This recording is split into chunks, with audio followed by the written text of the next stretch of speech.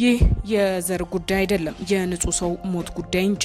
አርቲስት አንዱዓለም ጎሳ ለባለቤቱ ሞት እስከ ሞት ቅጣት አሊያም እድሜ ልክ እስራት ሊያስቀጣው የሚችል የሞቷ መንስኤም ይፋ ተደርጓል። በብዙ መረጃ በድጋሚ ወጣው የቀነኔ የሞቷ መንስኤና ሌላኛው እውነትንም አካተናል። ራሷን አጥፍታ ይሆናል የሚለው ሀሳብ ሙሉ ለሙሉ የቀየረውን መረጃ በይፋ ወጥቷል።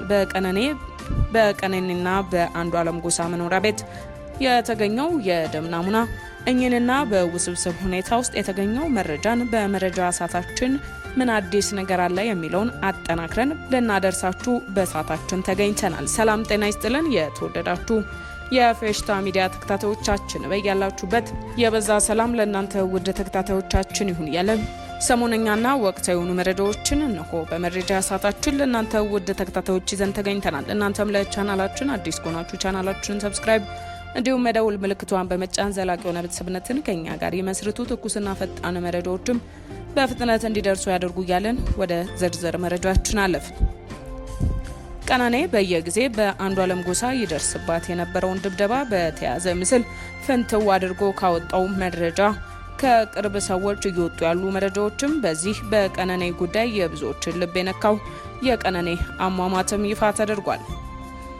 ትጠቃ የነበረችው ቀነኔ ይህ ትግስቷ ወደ ሞት እንደወሰዳትና አሁን ላይም ለቀነኔ ድምጽ ለመሆን የሚሰማን አካል ሊኖር ይገባል ያሉትም በቀነኔ አሟሟት ዙሪያና በሴቶች ላይ የሚደርሰውን ጥቃት በሴቶች ላይና ህጻናት ላይ የሚሰሩ አካላት የገለጹትም ሁሉም መረጃዎች እየወጡ ተደባብሶ እንዲቀር የተፈለገው የቀነኔ የሞቷ መንስኤን የተመለከቱ አንዳንዶችም ከትዳር መፍረስ በላይ ፈጣሪ አንቺን ይፈልግሻል፣ ስለዚህ በእንደዚህ መልኩ በትዳር አጋሮቻችሁ ጥቃት እየደረሰባችሁ ያላችሁ ሴቶችም ልትነቁ ይገባል ሲሉ ምክራቸውንም ለግሰዋል። ውስብስብ የሆነው የቀነኔ አሟሟትን ተከትሎ አባት የልጃቸውን ጥንካሬ ታውቋቸው አንዱዓለምን መጠይቀው አለኝ አገናኙኝ ቢሉም የሚያውቋት ልጃቸው እንዳሉትም ራሷን እንዳላጠፋችና አንዳንዴም ማንነታቸውን ካልታወቁ ነገር ግን የሁለቱ የቅርብ ሰዎች ለሶሻል ሚዲያዎች የሚያደርሱት መረጃ እውነትም ቀነኔ ራሷን አላጠፋችም፣ ነገር ግን ራሷን እንዳጠፋች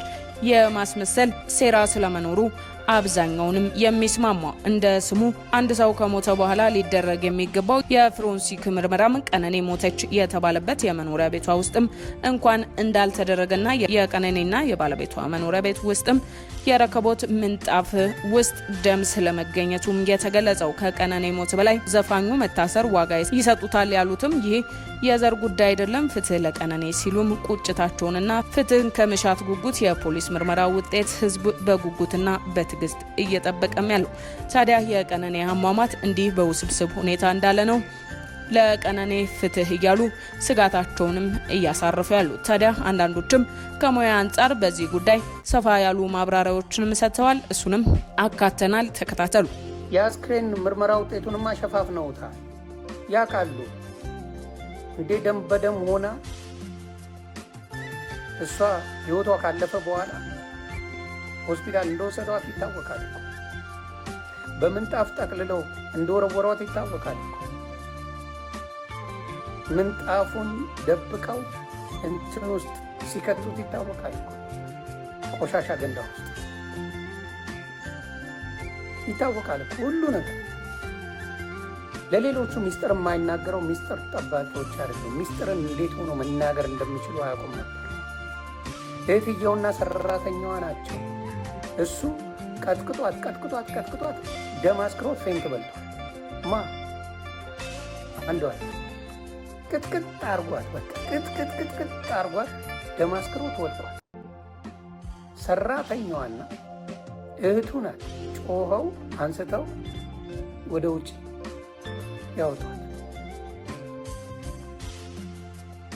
ከዛ በኋላ ተመልሰው ገብቶ አንስተው እሱን አንድ ላይ ጠቅልለው ውጭ የጣሏት። በዛ ምንጣፉን ደግሞ አውጥተው ጥለውት ነበር። ኤክሱ የነገረችኝን ልንገራችሁ፣ ስሟን አልጠራውም። ኤክሱ ናት ያለችውን ልንገራችሁ። ቃል በቃል ነው የጻፈች። ምን አለች ይመስላችሁ? 2 ዓመት ኦን ኤንድ ኦፍ ዴት ተደራርጓል ከአንዱዓለም ጋር። የሆነውን ልንገራችሁ። ሀዮኔ እንዴት ነው ስለ አንዱዓለም አንዳንድ የማውቃቸውን ነገሮች ነበሩ። ከቀነኒ ጋር ከመተዋወቃቸው በፊት ከኔ ጋር ለ2 ዓመት ምናምን ኦፍ ኤንድ ኦን እየሆንን አብረን ነበር እና በጣም አቢዩዝ ያደረገኝ ነበር።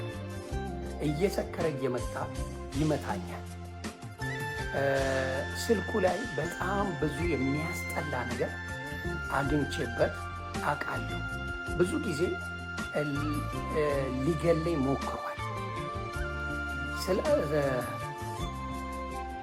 ስላልተሳካለት ነው እንጂ ደግሞ እንደዛ የማያደርግበት ምንም ሪዝን የለው። ያላረኩትን ነገር አረግሽ ይለኛል። ጓደኞቹ ጋር ይጠረጥረኛል። በጣም ቅናተኛ ነው። በጓደኞቹ ፊት ይመታኛል። እኔ እህት ልጅ ይሄ ልጅ እንደማይሆነኝ ሲገባኝ ሌላ ይሆን ጀመርኩኝ። ይሄንን ሲሰማ ኢቭን ከቀነኒ ጋር እያሉ እቤት ድረስ እየሰከረ እየመጣ ያስፈራራኝ ነበር። ሽጉጥ ይደቅንብኝ ነበር እና ይሄንን ሳቅ ስራም በጣም ቀየሩ። ስለ ስልኩንም ብሎክ አደረጉት።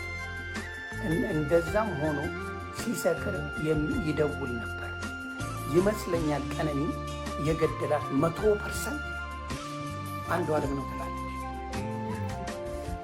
አንዱዓለም እንግዲህ የሆነ ከሆነ ከጫላ ከሚባል ወይም ስሙን አላውቀውም ከእሱ ጋር በሴት የተነሳ ሽጉጥ ተማዝዟል።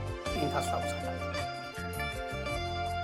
ላይክ እያረጋችሁ ቤተሰብ አዲስ ገቢዎች ሰብስክራይብ እያረጋችሁ የእኔ ወዳጆች ብቻና ብቻ ከሀቅ ኢንፎርሜሽን ውጪ ስለሚያስጠይቀኝ ከሀቅ ኢንፎርሜሽን ውጪ መናገር አልፈልግም።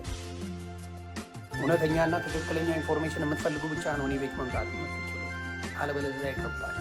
ሌላ ያለችውን ደግሞ አስተናጋጅ ልንገራችሁ። አንዱዓለም በሚዲያ እንደምናየው ስርዓት። ውድ የቻናላችን ቤተሰቦች ለዛሬ መረጃ ሰዓታችን ያዝንላችሁ መረጃ ይህንን ይመስል ነበር። ስለተከታተላችሁን እያመሰገንን ተሰናበትን። ቸር ቆዩልን።